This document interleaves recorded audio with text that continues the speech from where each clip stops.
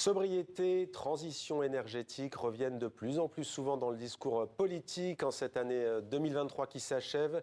Mais au-delà des expressions, comment les sociétés modernes, comment pouvons-nous relever les défis que pose la question de l'énergie? Vaste question, mais Stéphane Sarad est là pour nous apporter quelques pistes. Bonsoir. Soyez le bienvenu sur TV5 Monde. Vous êtes directeur des programmes énergie au CEA, commissariat à l'énergie atomique, et vous êtes l'auteur du livre Homo Energeticus pour une transition bas carbone. C'est chez Humaine Science Édition. Un peu d'histoire d'abord. L'énergie pour vivre, elle est nécessaire. Et vous commencez votre livre dans un premier chapitre à rappeler que la maîtrise de l'énergie, elle date d'il y a 800 000 ans.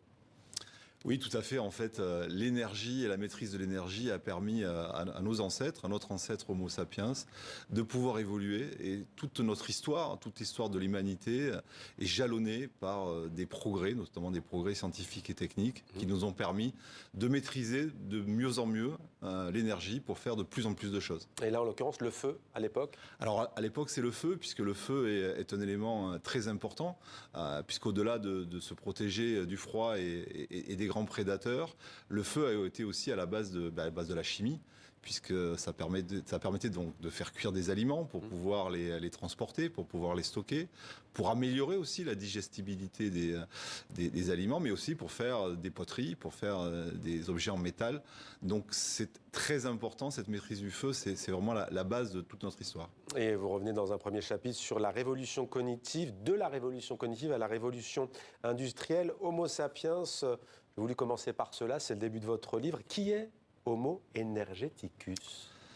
Alors effectivement, on pourrait imaginer qu'Homo Energeticus, c'est on va dire une évolution. Alors, est-ce que nous l'avons souhaité, cette évolution, ou est-ce que nous en avons été conscients? Je n'en suis pas tout à fait sûr, mais en tout cas, c'est la réalité, puisque notre addiction et notre appétence sans limite, parfois, à l'énergie, a transformé Homo sapiens en Homo Energeticus, puisque toutes nos activités humaines, quel que soit l'endroit du globe où nous sommes des consommateurs d'énergie.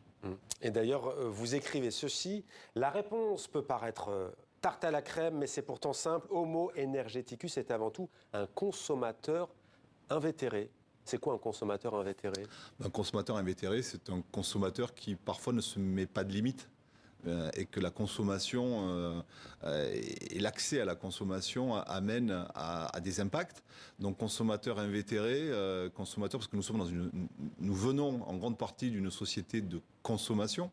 Parce qu'on a cru aussi que ces énergies, elles étaient inépuisables. Et je crois que c'est un petit peu aussi le signe du XXe siècle, où cette notion d'énergie inépuisable, et je dirais infinie, a disparu au XXIe siècle, où il y a une prise de conscience sur le fait que l'énergie n'est pas infinie, mais on pourrait passer d'une addiction à une autre, puisque l'activité que nous avons, notamment numérique, notamment avec l'usage souvent immodéré des objets numériques, fait que nous avons besoin d'autres matières premières, donc des métaux stratégiques, des terres rares, qui eux sont aussi finis. Et donc le risque d'Homo Energeticus, c'est de passer d'une addiction à une autre. Ouais. Ça représente combien en termes de production et d'émissions de CO2, de dioxyde de carbone, ces énergies? C'est la partie la plus importante, puisque c'est globalement 70-80% donc de notre activité, qu'elle soit industrielle, qu'elle soit liée à notre habitat, qu'elle soit liée à notre mobilité. Ça représente 70 à 80% des émissions de gaz à effet total. Donc c'est la partie essentielle de nos émissions, de notre impact est liée à l'énergie. Avant de s'intéresser à la transition, juste un mot sur la sobriété. On en a beaucoup entendu parler, la fin de l'abondance. Que pensez-vous des entreprises qui coupent l'eau chaude, qu'elles soient privées, qu'elles soient publiques, des administrations, de tous ces gestes de limiter le chauffage à 19 degrés en plein hiver? Je crois que c'est très important. C'est très important puisque nous avons tous un rôle à jouer. Et souvent, les personnes pensent qu'à leur simple niveau, ce qu'ils vont faire n'auront pas d'impact ou n'aura pas d'intérêt. Je pense que c'est l'inverse. Et je pense aussi que nous avons à bâtir une nouvelle société, ou en tout cas un mode de vie, qui va intégrer cette sobriété. Et je pense qu'il faut qu'elle soit désirable. Parce que et pas imposée. Et alors, la COP28 s'est achevée la semaine dernière à Dubaï avec un texte présenté, là encore comme à Paris, comme historique, sur une transition hors des énergies fossiles. Un texte qui appelle donc à abandonner progressivement les énergies fossiles. Qu'en pensez-vous? Je pense que c'est une avancée importante. ce qui va être important maintenant, c'est de voir comment tout cela est décliné, puisque nous avons eu des COP, nous avons eu la COP 21 à Paris, avec un certain nombre de choses qui avaient été décidées, et puis on se rend compte que les évolutions après cette COP 21 n'ont pas été à la hauteur des espérances et des promesses qui ont été faites. Je pense qu'il est important que cette COP 28 soit suivie d'une réalité dans les différents pays. Alors, peut-on se passer des énergies fossiles? Quels sont les moyens pour mettre en œuvre cette sortie? Regardez, si vous le voulez bien, ce reportage de notre partenaire France 2. Il est signé Sandrine Fedel. Gaz, charbon, pétrole, la fin des fossiles envisagée par la COP est-elle encore loin? Où en est notre consommation? Est-elle en hausse? Elle a même explosé. Depuis la révolution industrielle, la production de pétrole, charbon et gaz a augmenté de façon exponentielle. Même si cette hausse a un peu ralenti ces dernières années, les fossiles représentent encore 82% de l'énergie que l'on utilise. On envisage une stabilisation vers 2030, pas avant malheureusement, alors qu'il faudrait que d'ici 2030, les émissions diminuent de plus de 40%. Donc on est loin du compte, c'est maintenant qu'il faut agir. Alors à quel point faudra-t-il baisser la production? Voici les prévisions des États d'ici 2050 selon l'ONU. Et voici la production maximale de fossiles qu'il ne faudrait pas dépasser pour rester sous les 1,5 degré de réchauffement. Un fossé. L'enjeu pour arriver à limiter le réchauffement, c'est de faire en sorte que les émissions de CO2 et leur cumul cessent d'augmenter. Donc ça n'est pas compatible avec la poursuite de l'exploration, de l'exploitation de nouvelles sources fossiles. Alors quelle solution? Les renouvelables et le nucléaire pourront-ils prendre le relais des énergies fossiles? À la COP28, pour la première fois, le nucléaire est mentionné dans le texte final comme un moyen de décarboner l'énergie. Surtout, les États se sont engagés à multiplier par 3 les énergies renouvelables d'ici 2030. Le déploiement des renouvelables est quelque chose qui s'accélère extrêmement fort parce que les prix de ces énergies ont beaucoup baissé. Maintenant, on voit que les situations sont contrastées. En France, on a du mal à déployer comme on le voudrait ces énergies renouvelables. Dans d'autres pays européens, ça va plus vite. Le texte final prévoit aussi d'améliorer l'efficacité énergétique au niveau mondial, le développement de l'hydrogène et le captage du carbone. Une réaction à ce reportage? Je crois que ce reportage pose les bonnes questions et surtout dans le constat initial qui est de dire, en fait, depuis la révolution industrielle, nous n'avons pas fait de transition énergétique, nous avons fait une accumulation énergétique. C'est-à-dire que nous avons empilé les sources d'énergie, donc le charbon, les hydrocarbures, le gaz, le nucléaire, les renouvelables, et que l'enjeu actuel est justement de sortir de cette accumulation pour faire une vraie transition, c'est-à-dire se focaliser sur les énergies bas carbone, en particulier pour la production d'électricité, puisque la décarbonation de nos usages, de nos activités, de notre industrie, passe sur une augmentation très significative de l'électrification. Donc il faut être en capacité de produire de l'électricité bas carbone. C'est quoi une énergie bas carbone? Une énergie bas carbone, c'est une énergie qui va produire quand elle va être mise en fonction, et pour la fabriquer, cela nécessite et cela va conduire à peu d'émissions de gaz carbonique, de CO2. Donc la transition énergétique dont on parle depuis maintenant des années, voire peut-être plus de 10 ans maintenant, pour vous c'est un leurre, vous avez cité le numérique, elle est coûteuse, elle n'est pas du tout bas carbone.